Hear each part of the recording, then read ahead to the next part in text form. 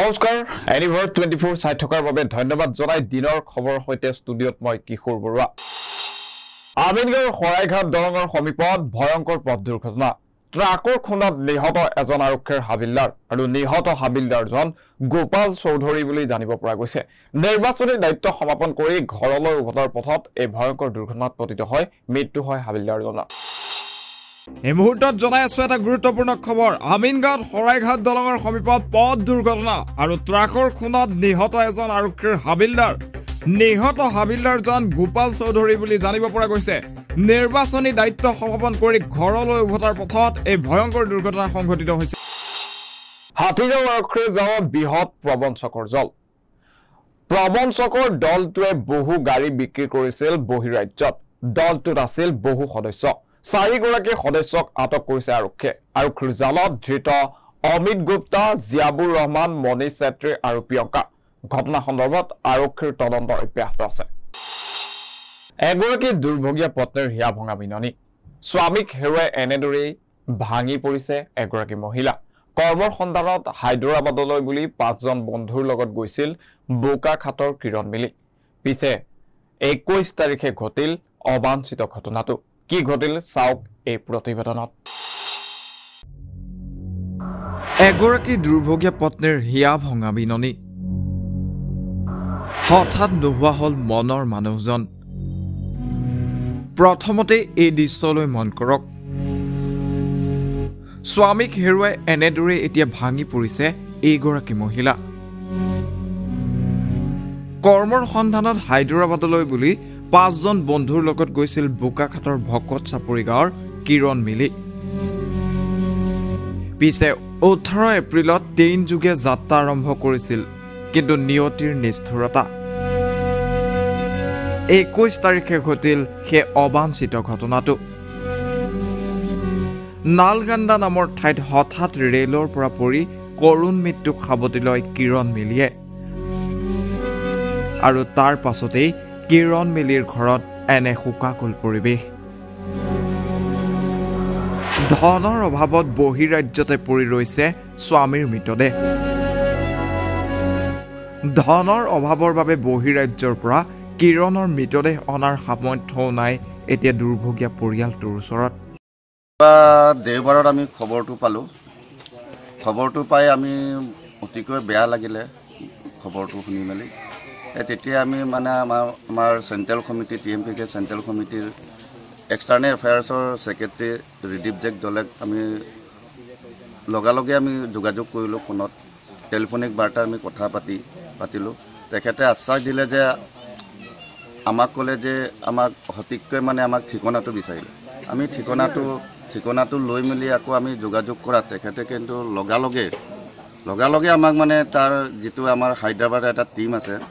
আজিকালিতো আমাৰ বাহিৰতো আমাৰ TMPKটো গঠন হৈছে আৰু সুচাৰুৰূপে কাম কিছুমান কৰি আছে তেখেতে তাৰ ছেক্ৰেটাৰী মহোদয়ক তৰুণ দলে মহোদয়ক আমাৰ যোগাযোগ কৰি মানে অলপ মানে সহযোগ কৰি দিছে সেইটো ক্ষেত্ৰত আমি অতিকৈ আনন্দিত হৈছোঁ আৰু খবৰটোত আমি পাই মেলি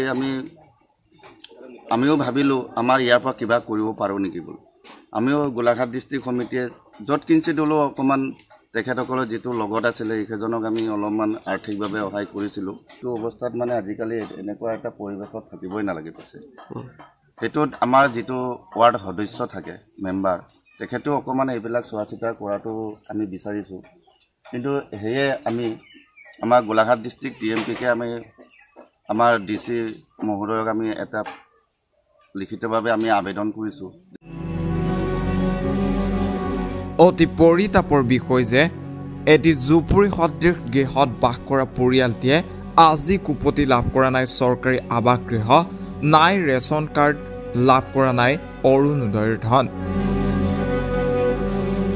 দুৰ্ভগীয়া পৰিয়ালটিক এটি গৃহ নিৰ্মাণ কৰি দিয়াৰ দায়িত্ব লৈছে স্থানীয় গাঁৱৰ ৰাইজে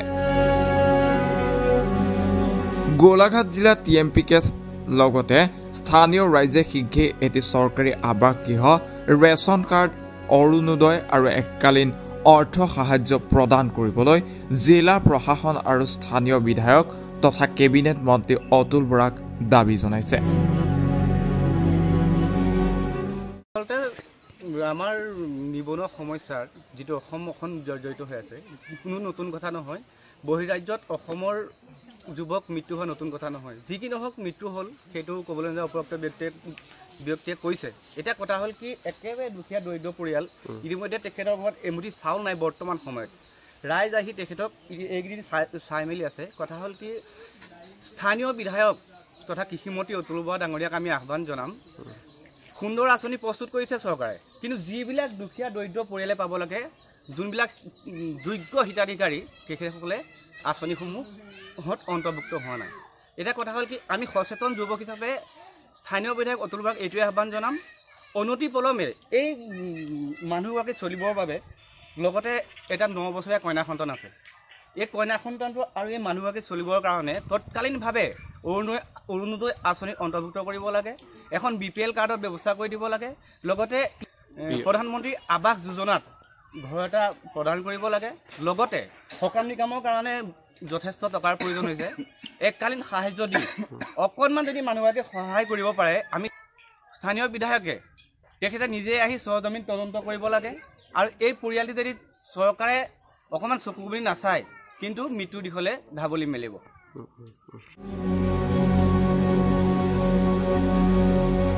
নুমলীগড়ৰ পৰা অমল দাৱৰৰ ৰিপৰ্ট এনিভাৰত 24 গোলকগঞ্জ থানাৰ উপপৰিদৰ্শক পাপৰি নাথৰ নেতৃত্বত যোৱা আৰক্ষী আৰু CRPFৰ এটি দলে গোলকগঞ্জৰ উত্তৰ টুকুৰাচৰাৰ দ্বিতীয় খণ্ড সিদ্ধি বিশ্বাস নামৰ ব্যক্তিজনৰ ঘৰত এক অভিযান চলাই 11 কেজি 765 গ্ৰাম গাঞ্জা জব্দ কৰিবলৈ সক্ষম হয় গোলকগঞ্জ থানাৰ উপপৰিদৰ্শক পাপৰি নাথৰ নেতৃত্বত যোৱা আৰক্ষী আৰু CRPFৰ এটি দলে উত্তৰ টুকুৰাচৰাৰ দ্বিতীয় খণ্ডৰ সিদ্ধি বিশ্বাস নামৰ ব্যক্তিজনৰ ঘৰত এক অভিযান চলায় অভিযানত সিদ্ধি বিশ্বাসৰ ঘৰৰ পৰা প্ৰায় 11 কেজি 765 গ্ৰাম গাঞ্জা জব্দ কৰিবলৈ সক্ষম হয়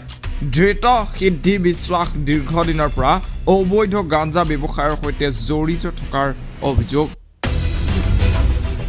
গোলকগঞ্জৰ পৰা জগবন্ধু দাসৰ ৰিপৰ্ট এনিভাৰত 24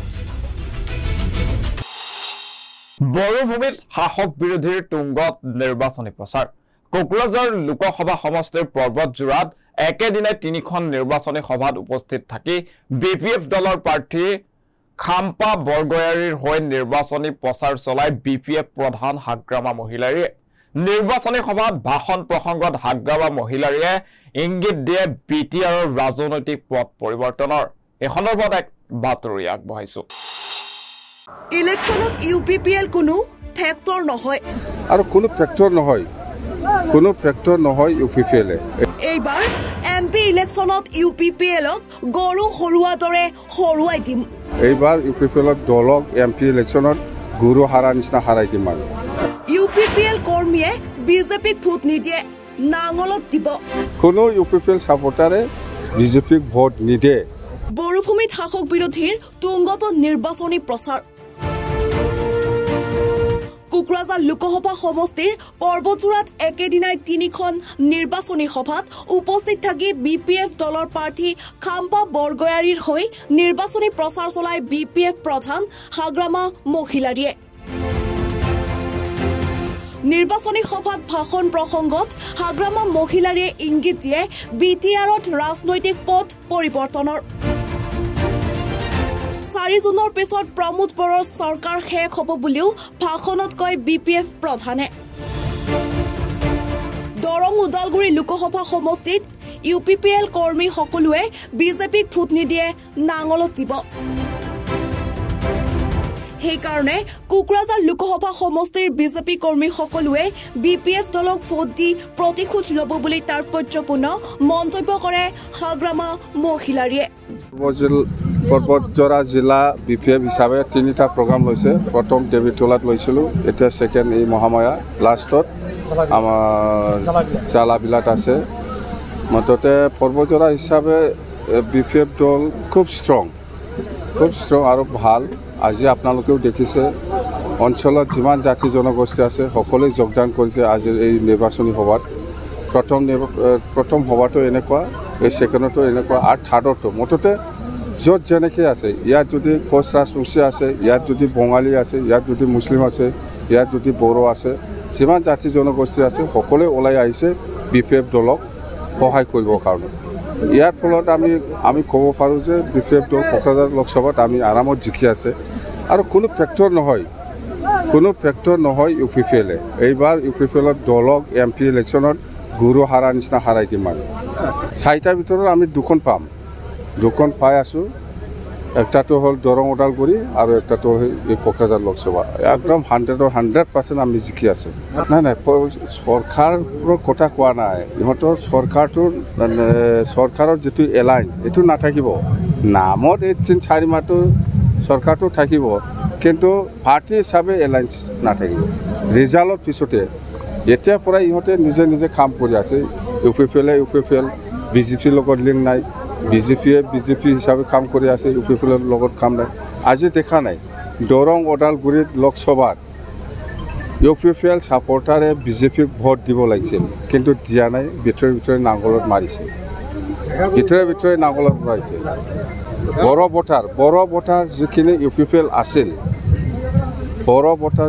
UPPL আছিল দৰং ওদালগুৰি লোকসভাত ইহঁতে BJPক মাৰিব লাগিছিল বড়ো ভোটাৰ UPPL কৰাবিলাক চব নাঙলত মাৰিছে কোকৰাঝাৰতো এনেকুৱা হ'ব কোকৰাঝাৰতো BJPয়ে UPPLক ভোট নিদিয়ে এইটো অফেন্স চিক্ৰেট হৈ আছে UPPLও জানে BJPও জানে এইটো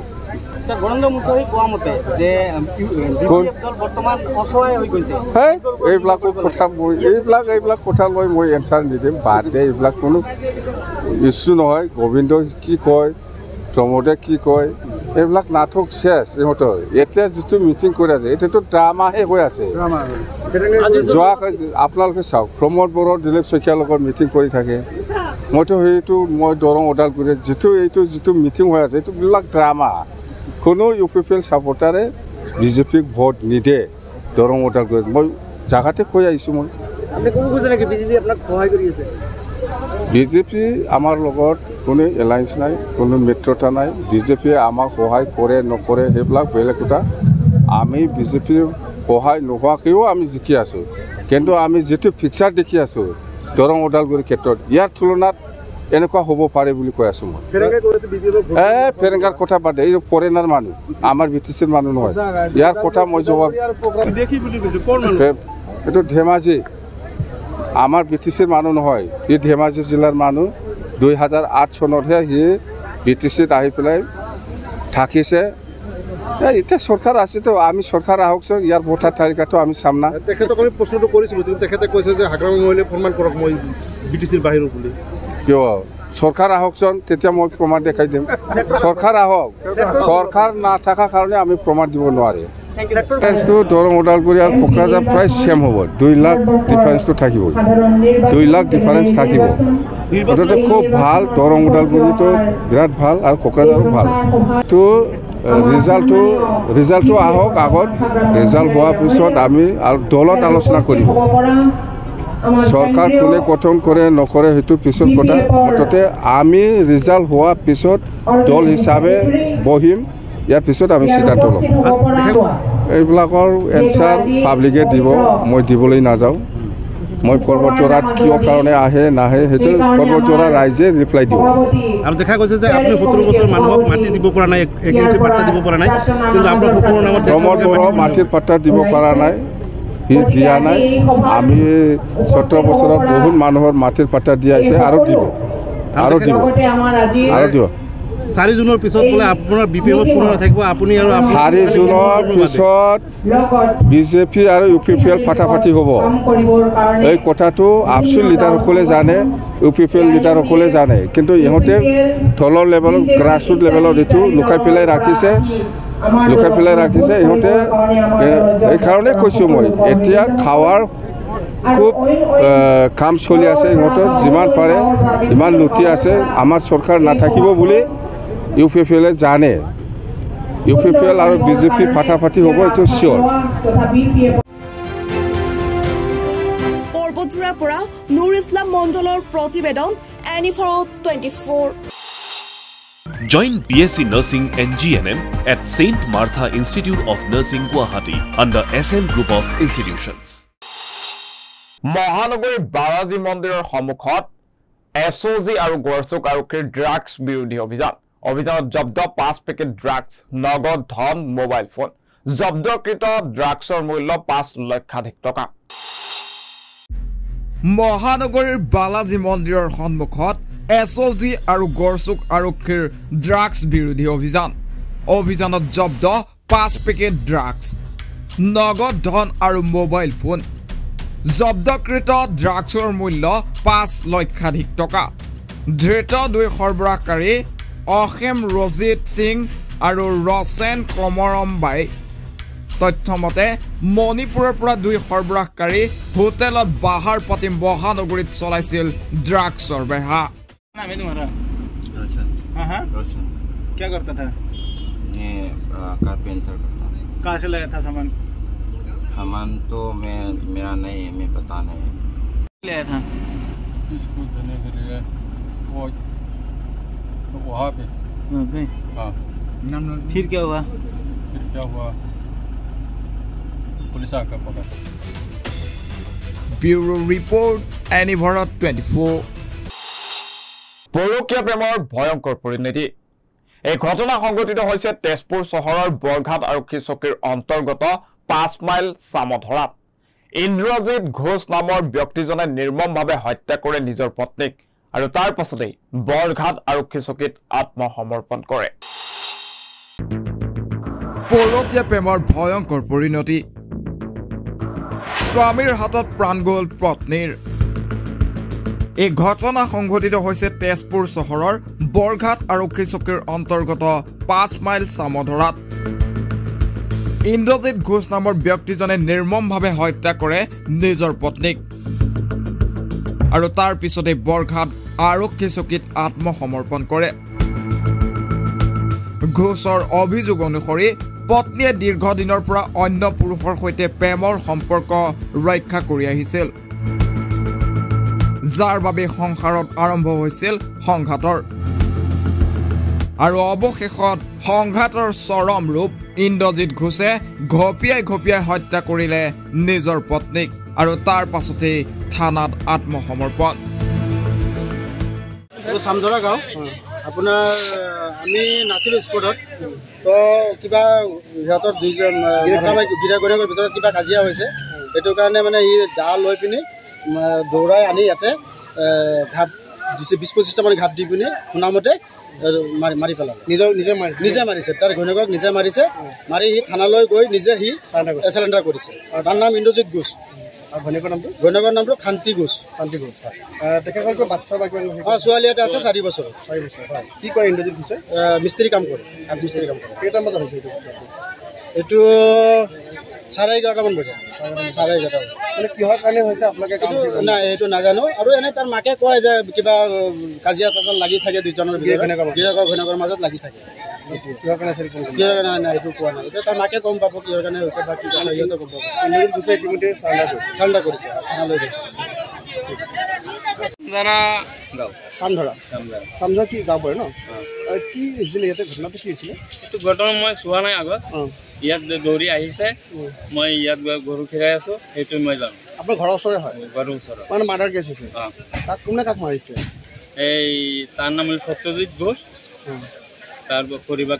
নিজে মাৰিছে যোনগৰাকী ঢুকাইছে তেখেতৰ নামটো কি শান্তি ঘোষ কেইটামান বজাত হৈছে ঘটনাটো এইটো ধৰক না 11:30 15 সত্যজিৎ ঘোষে মাৰিছে কিয় কাৰণে মাৰিছে কিবা গম পাই নেকি এইটো গম নাপাওঁ নেকি এই কাজিয়া হৈছিল বা কিবা এটা পুলিচ ইন্দ্ৰজিৎ ঘোষ কি নাম ইন্দ্ৰজিৎ কি কৰে এইটো মিস্ত্ৰী কাম কৰে মিস্ত্ৰী কৰে তেখেত ক'ত আছে এতিয়া এইপিনে গ'ল এতিয়া ক'ত জানি আছে গম নাপায়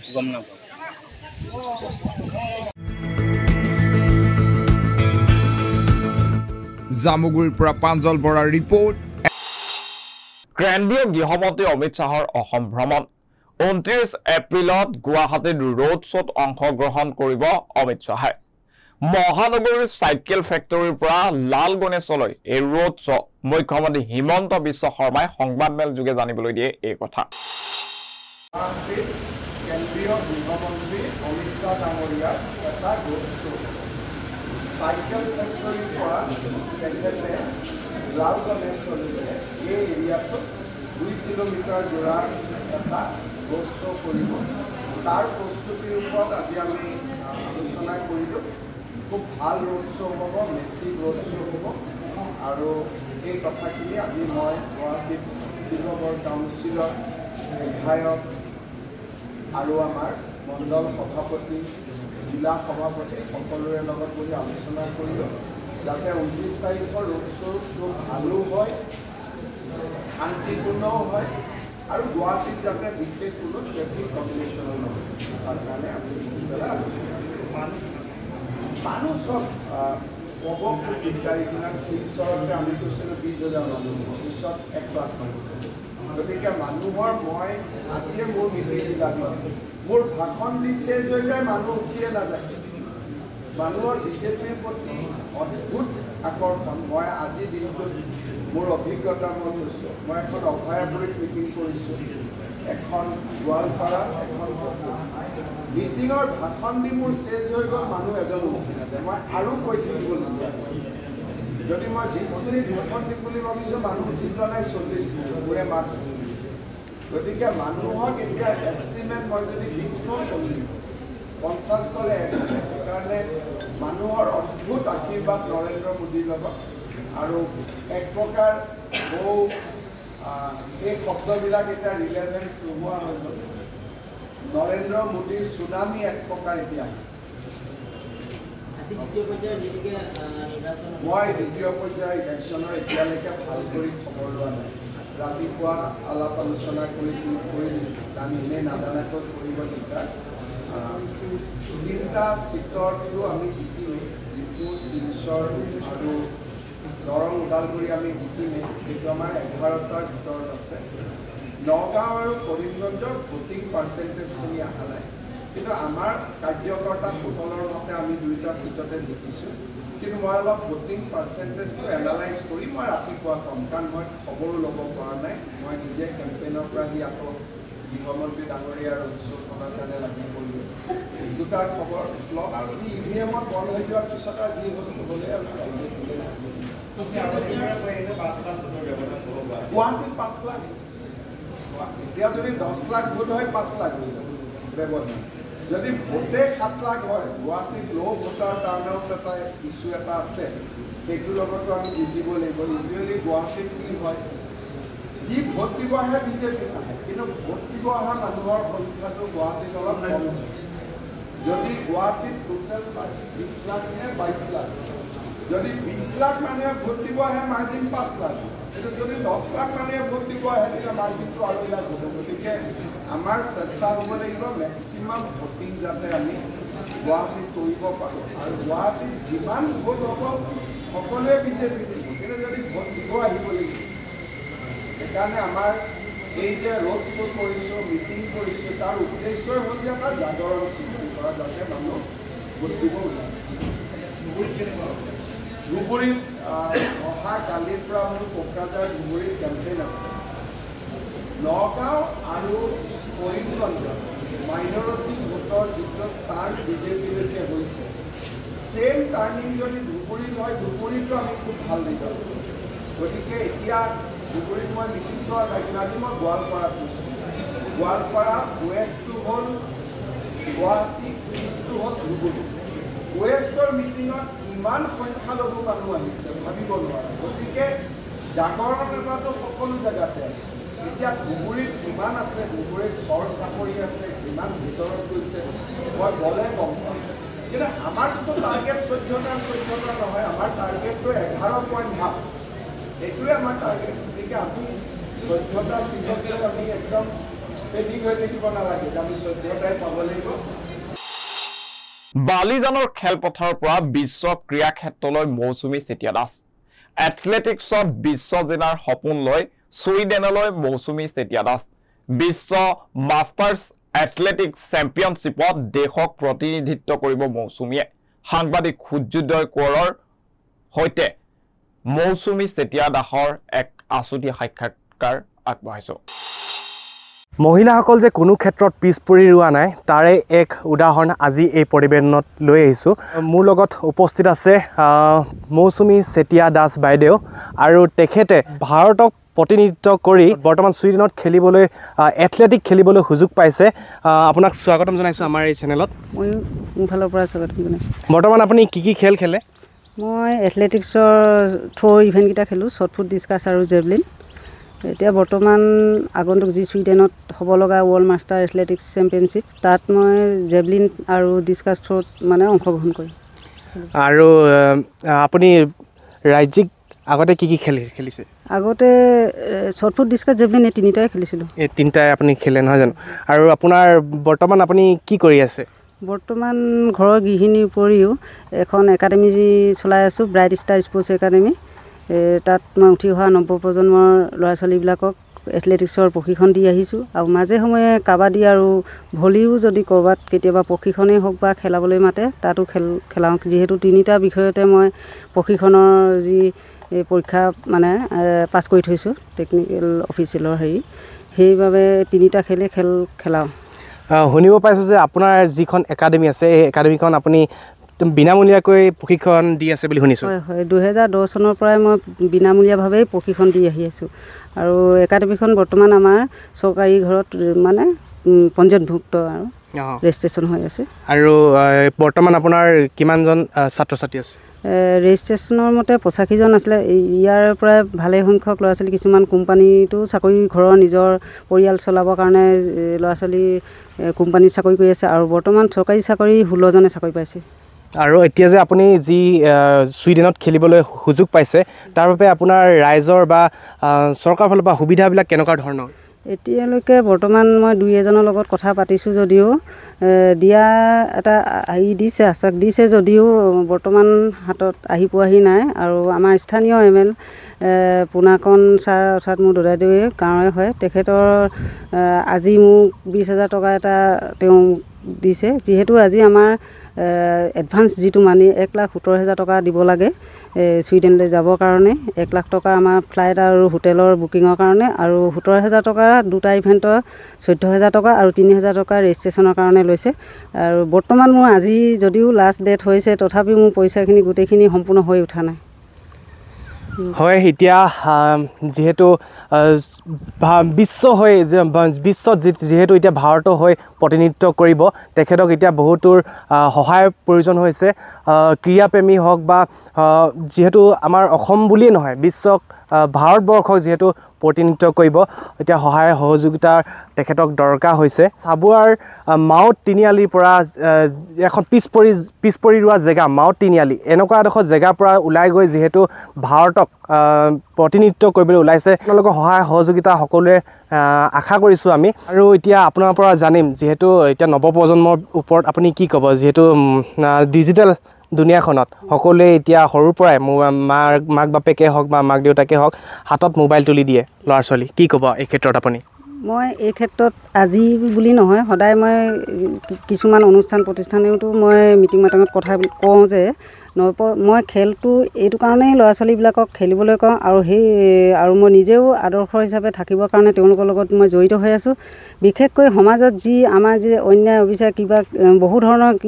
হেৰিবিলাক সৃষ্টি হৈ আছে, ধৰি লওক ল'ৰা ছোৱালী মোবাইলৰ প্ৰতি আসক্তি, সময়বিলাক অবাবত নষ্ট কৰে। সেই সময়খিনি যদি তেওঁলোকে খেলা ধূলা কৰি পাছ কৰে অন্ততঃ নিজৰ স্বাস্থ্যটো ভালে থাকিব, বেয়া কামৰ পৰা আঁতৰত থাকিব। আৰু বিশেষকৈ গুটখাজাতীয় বস্তুবিলাক খাই ল'ৰা ছোৱালীবিলাকে নিজৰ স্বাস্থ্যটো হানি কৰিছে। সেই ক্ষেত্ৰত মই বহু ল'ৰা ছোৱালী মোৰ একাডেমীৰ ল'ৰা ছোৱালীয়ে আগতে প্ৰথম যেতিয়া একাডেমীলৈ আহে গালত দুফালে দুটোপোলা মানে গুটখা সোমোৱাই থাকে। সিহঁতক মাৰপিট কৰি বা গালি গালাজ কৰি কিনে তেওঁলোকক এৰাব নোৱাৰি। সিহঁতক কিছুমান টেকনিকৰ দ্বাৰাই এইবিলাক এৰুৱাবলগীয়া হয়। তেওঁলোকক এটা কথাই কওঁ, তোমালোকে গুটখা খাবা, ঠিকে আছে, খাই থাকিবা বুলি কওঁ প্ৰথম অৱস্থাত। কিন্তু এটা কথা, স্কুললৈ যেতিয়া যাব, ঘৰত স্কুল যোৱাৰ আগত কেতিয়াও গুটখা নাখায় মাক দেউতাকৰ আগত। যিমান অন্যায় কৰা ল'ৰাও মাক দেউতাকৰ আগত কেতিয়াও সেইবিলাক বস্তু নাখায়। নোখোৱাৰ পিছত ভাত পানী খাই স্কুললৈ যায়, স্কুলততো খাব নাপায়। নোখোৱাৰ পিছত স্কুলৰ পৰা আহিব অহাৰ লগে লগে মই তেতিয়া কি কৰোঁ ফোন কৰোঁ ফিল্ডলৈ আহিবলৈ আৰু ভাতকেইটা খাই ফিল্ডলৈ যেতিয়া আহি যাব আহোঁতে টাইমটো এটা থাকে কি তেওঁলোকৰ ঘৰৰ পৰা ফিল্ডলৈ কিমান টাইম লাগিব সেই সময়খিনিত মই ফোন কৰোঁ পালাহি নাই সোনকালে আহিবলৈ কওঁ পোৱাৰ লগে লগে ফিল্ডত পোৱাৰ লগে লগে মোৰ আগত কেতিয়াও সেইবিলাক বস্তু নাখায় নোখোৱাৰ পিছত মানে কি হয় লাহে লাহে এই অভ্যাসবিলাক গুচি যায় আৰু ফিল্ডৰ পৰা আকৌ ঘৰলৈ যেতিয়া যাব মই কওঁ চিধা ঘৰলৈ যাবলৈ কওঁ আৰু ঘৰলৈ চিধা যোৱাৰ পিছত মাক দেউতাকৰ আগত আকৌ নাখাওঁতে হয়তো যদি অকণমান খাব অলপকৈ খাওঁতে লাষ্টত গৈ একেবাৰে এৰি দিবলৈ বাধ্য হৈ যায় আৰু তাৰ সেইখিনি খোৱাৰ পিছত কি হৈ যায় দেহৰ যিটো এনাৰ্জি গুটকাজাতীয় বস্তু খালে এনাৰ্জি নোহোৱা হৈ যায় নহ'লে তেওঁ পাৰফৰ্মেঞ্চ দিব নোৱাৰে আৰু নিজে এদিন লাজ পাবলগীয়া হয় আৰু যেতিয়া খেলৰ জগতত নামিব লগৰ ল'ৰা ছোৱালী লগ পাব বহু ঠাই তেওঁলোকে পাৰফৰ্মেঞ্চ যেতিয়া দিব মানে মেডেল পালে যিটো তেওঁৰ মনৰ আনন্দ সেই আনন্দটো যেতিয়া তেওঁ পাব অট'মেটিক সেইবিলাক বস্তুৰ পৰা আঁতৰত থাকিব আৰু জীৱনত মানুহৰ যদি টকা পইচা খৰচ হয় বেমাৰতে খৰচ হয় যদি নিৰোগী হৈ থাকে নিৰোগী হ'বলৈ এক নম্বৰ উপায় হ'ল বৰ্তমান যুগত মানে খেলা ধূলা কৰিব লাগিব আৰু তেতিয়া নিৰোগী হ'লে পইচা বাচিব পইচা বচাৰ লগে লগে আৰ্থিকভাৱে তেওঁ ঘৰখন মানে হেৰি হ'ব আৰু খেলা ধূলা কৰাৰ পিছত তেওঁ স্বাস্থ্যটো ভাল থাকিব লগতে তেওঁ নানা জাতি আৰু বিশেষকৈ এনেকুৱা খেলতে এনেকুৱা এটা বস্তু আছে নানা জাতি ধৰ্ম বৰ্ণ নিৰ্বিশেষে একেখন পৃথিৱী একেখন আকাশৰ তলত থকাৰ এটা অনুভৱ হয় তাত কোনো জাতি ধৰ্ম নাহে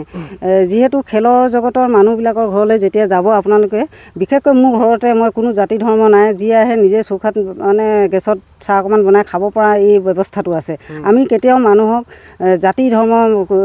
মানে বিচাৰ নকৰোঁ এটাই জানো জাতি দুটাই আছে এটা হ'ল পুৰুষ আৰু মহিলা এই দুটাই জাত আছে বুলিয়ে ভাবোঁ আৰু তেনেকৈ মানে ল'ৰা ছোৱালীবিলাকক এই শিক্ষাবিলাক কথাবিলাক তেওঁলোকক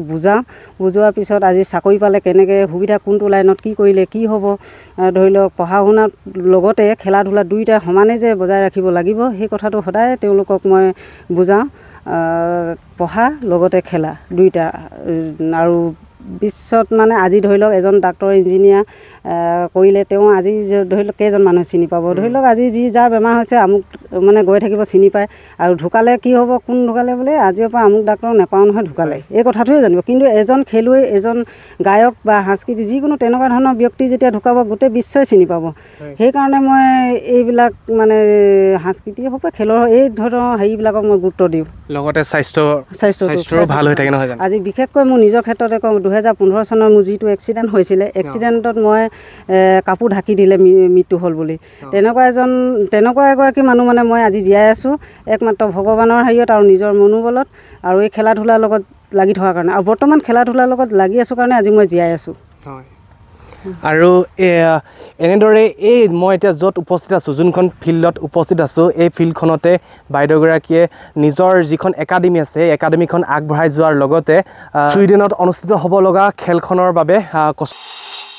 তৈলনগৰী ডিগবৈত প্ৰথমবাৰৰ বাবে মৰাণ জনগোষ্ঠীৰ ৰাতি বিহু উদযাপন ডিগবৈ ৰিফাইনাৰী খেলপথাৰত প্ৰথম বাৰ্ষিক ৰাতি বিহু আয়োজন কৰা হৈছে এই সন্দৰ্ভত ডিগবৈৰ পৰা হিৰণ্য ৰাজবংশীৰ এক প্ৰতিবেদন আগবঢ়াইছো মই বৰ্তমান উপস্থিত আছোঁ ডিগবৈ মৰাণ ৰিফাইনাৰী খেলপথাৰ আজি প্ৰথমবাৰৰ বাবে ডিগবৈত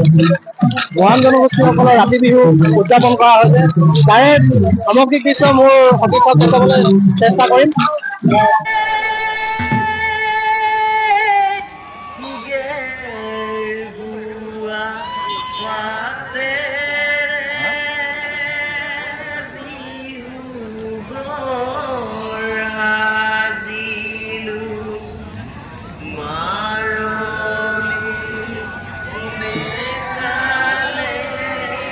অসমৰ অন্যতম ভূমিপুত্ৰসকলৰ পৰম্পৰাগত ৰাতি বিহু আয়োজন কৰা হৈছে ইয়াত নিশ্চিত দেখিবলৈ পাইছে কিদৰে নাচনীসকলে বিভিন্ন ঠাইৰ পৰা অহা ডেকাসকলে চাপকাঠনি মাৰি চাপৰত থলুৱা গীত গাই নাচনী নচুৱাইছে মোৰ সতীৰ্থ দেখুৱাই আছে তাৰে কিছু দৃশ্য জানিবলৈ চেষ্টা কৰিম আয়োজক সমিতিৰ সদস্যসকলৰ দ্বাৰা ৰাতি বিহু ডিগবৈ আজি প্ৰথম বাৰ্ষিক তাৰ বিষয়ে আমি ডিগবৈ প্ৰথম বৰ্ষৰ বাবে মৰাণ জনগোষ্ঠীৰ তিনিটা সংগঠন আমি উদ্যোগত আমি প্ৰথম বছৰৰ বাবে ৰাতি বিহু উদযাপন কৰিছোঁ আৰু যথেষ্ট ৰাইজৰ সহায়ো ইতিমধ্যে আমি পাইছোঁ আৰু বিভিন্ন গাঁৱৰ পৰা বৰডুমচা আমাৰ টিংলাই নাজিৰা টিং তামুলী তাৰপিছতে মামনি বাৰেকুৰি এই অঞ্চলৰ পৰা আমাৰ ছোৱালীসকল আহিছে আৰু বিহুৱাসকল আহিছে আপোনালোকে দেখিবলৈ পাইছে ইতিমধ্যে বহুত ধুনীয়াকৈ আমাৰ প্ৰথম বছৰ ৰাতি বিহু উদযাপন কৰা হৈছে আৰু ৰাইজৰ আমি যদি এইধৰণে সঁহাৰি পাওঁ ভৱিষ্যতে আমি অনাগত দিনতো প্ৰত্যেক বছৰে আমি ৰাতি বিহু পাতিবলৈ আমি চেষ্টা কৰিম আৰু ৰাইজক এটা বিহুৰ সোৱাদ দিবলৈ চেষ্টা কৰিম হয় নিশ্চয় আৰু ইয়াৰ লগে লগে দিনৰ খবৰৰ পৰা মই কিশোৰে বিদায় লৈছো অধিক খবৰৰ বাবে চাই থাকিব এনি ভাৰত 24